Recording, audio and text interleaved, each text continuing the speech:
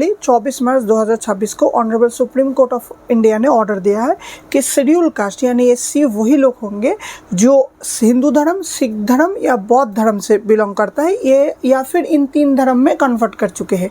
इन 3 धर्म के अलावा अगर दूसरे धर्म में कन्वर्ट हुआ है या फिर धर्म चेंज किया है तो उसमें उसको शेड्यूल कास्ट नहीं माना जाएगा और उसको शेड्यूल कास्ट की रिजर्वेशन नहीं दी जाएगी। और इसमें शेड्यूल ट्राइब यानी एसटी जो लोग हैं उनके बारे में कुछ नहीं कहा सुप्रीम कोर्ट ने। मैं तो ये कहूँगा कि ये जो सुप्रीम कोर्ट ने ऑर्डर दिया है ये ऑर्डर कोई नया चीज़ नहीं है। ये बाबा साहब डॉक्टर BR अम्बेडकर जी के द्वारा लिखित भारतीय संविधान के आर्टिकल 341 में है कि वही लोग शेड्यूल कास्ट है जो हिंदू, बौद्ध, सिख है और इसी में कन्वर्ट हुए हैं।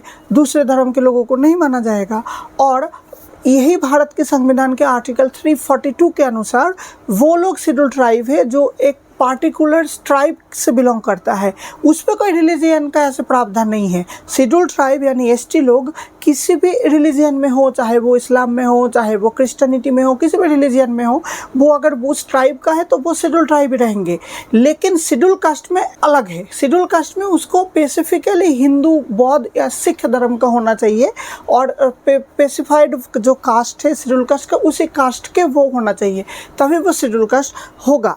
ये चीज़ भारत के संविधान में ऑलरेडी है, इसलिए ये कोई नया रूल सुप्रीम कोर्ट ने ऑर्डर कर दिया है ऐसा नहीं है।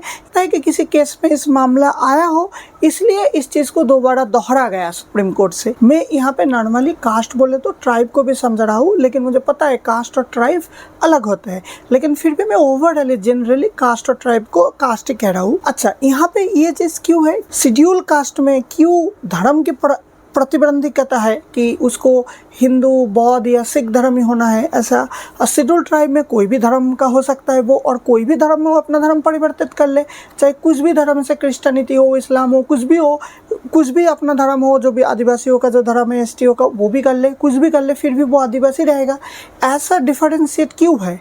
तो ये समाज में ये माना जाता है कि जो शेड्यूल कास्ट है उसका कोई ना कोई ताल्लुक धर्म से होता है, इस या फिर ताल्लुक ना भी हो, मतलब वो धर्म से रिलेटेड ही माना जाता है। इसलिए धर्म का एक प्रावधान है शेड्यूल कास्ट में, क्योंकि ये कास्ट यानी जाति।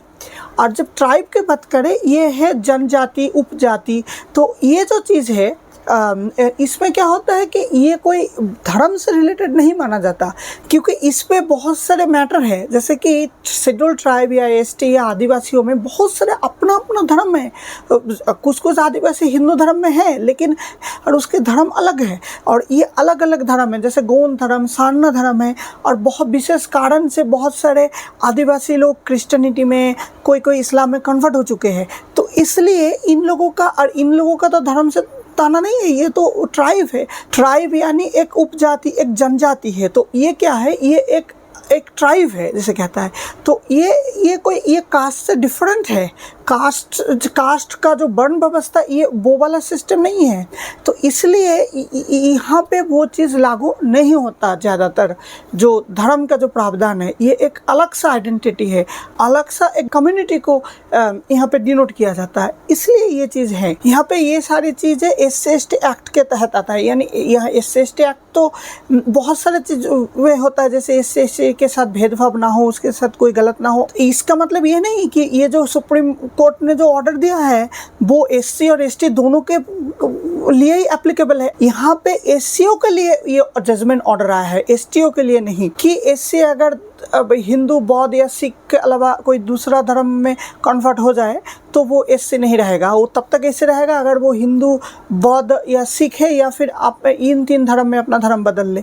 लेकिन यहाँ पे कहीं भी ST के बारे में कुछ नहीं कहा, लेकिन मैं सोशल मीडिया में देख रहा हूँ हर जगह पे ये कह रहा है कि ये SC/ST एक्ट के तहत हुआ है, ये SC, और इसलिए ये SC और ST दोनों के लिए एप्लीकेबल होता है। SC हो या ST हो, अगर वो धर्म परिवर्तन कर ले तो उसको रिजर्वेशन नहीं मिलेगा। ये गलत इन्फॉर्मेशन है।